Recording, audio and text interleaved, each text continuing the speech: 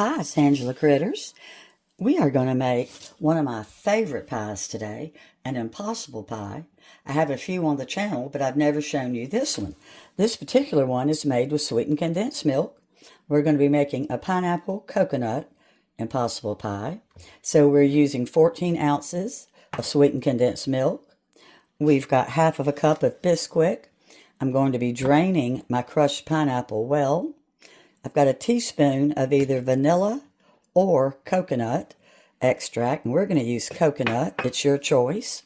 Then we've got half a cup of coconut, 4 eggs, and right here I've got 4 tablespoons of melted butter, and then I used softened butter to get my 9-inch pie pan ready.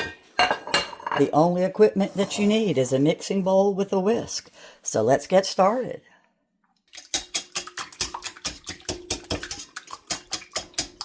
We've got our oven preheated to 350. There goes my cooled off melted butter. Then we're going to go ahead and put in our sweetened condensed milk. You do need a little spatula or a knife to get all of your sweetened condensed milk out. If you've never had an impossible pie before, you're in for a real treat. They taste wonderful. They're just so good, and you do not miss the crust because they make their own crust. The top will be a real pretty golden brown. It's going to cook at 350. If you don't own a pie pan, but you have muffin pans, large or mini muffin pans, these make fantastic little tiny pies. You just pour them in like they're a little tiny muffin, and they bake up since they make their own crust. They're fantastic for parties. They really are. Okay, so we've got our sweetened condensed milk mixed in with the butter and the eggs. I'm going to throw in my coconut. I think that was supposed to come in a minute. Let's see. It doesn't matter. No, it doesn't. It can go anytime. Here's my Bisquick. And like I said, if you don't have any Bisquick on hand, I've got a little recipe that shows you exactly how much flour, baking soda, salt, and stuff to use to make your own. Here comes our coconut. I've even used half a teaspoon of coconut and half a teaspoon of vanilla, just kind of playing around, but I like it better with all coconut. But if you don't have coconut, vanilla's good too. Here comes the 20 ounces of pineapple. Well drained. I even used my hands and squeezed out the excess moisture because you don't want any water in here. Now I'm using an old-timey 9-inch pan, pie pan, and if I'm not mistaken, this may be making a deep dish. I just can't remember. I haven't made this one probably in a year. So just in case, I've got some little pan I'm going to put little miniature ones in if it looks like it's going to spill over. But nonetheless, we're going to be putting it on a cookie sheet just in case some of it spills over. And then that way we won't have a big mess in our oven. And you notice I didn't beat this up. I just kind of gently mixed it together.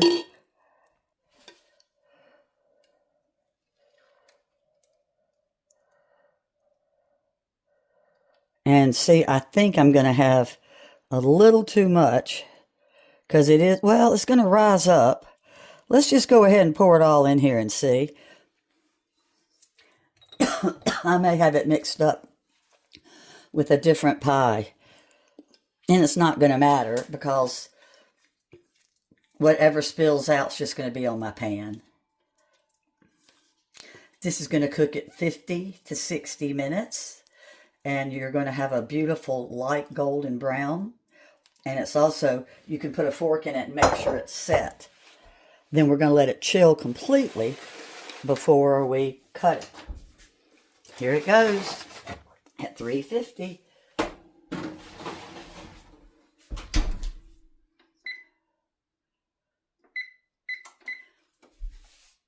My edges started browning a little bit too much, so I put my crust cover over it. You can use strip of aluminum foil, but if I had not done it, they would have probably burned. That's part of the recipe, is making sure that you're keeping an eye on the edges. Right now it's getting completely cool. Not quite there yet. We'll cut it. There's so much sugar in this Impossible Pie between the sweetened condensed milk and the natural sugar from the pineapple.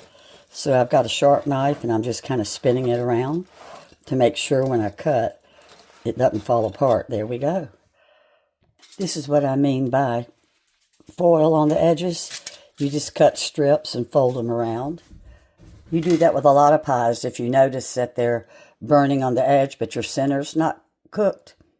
Can you see how beautiful that crust is? They really are like magic.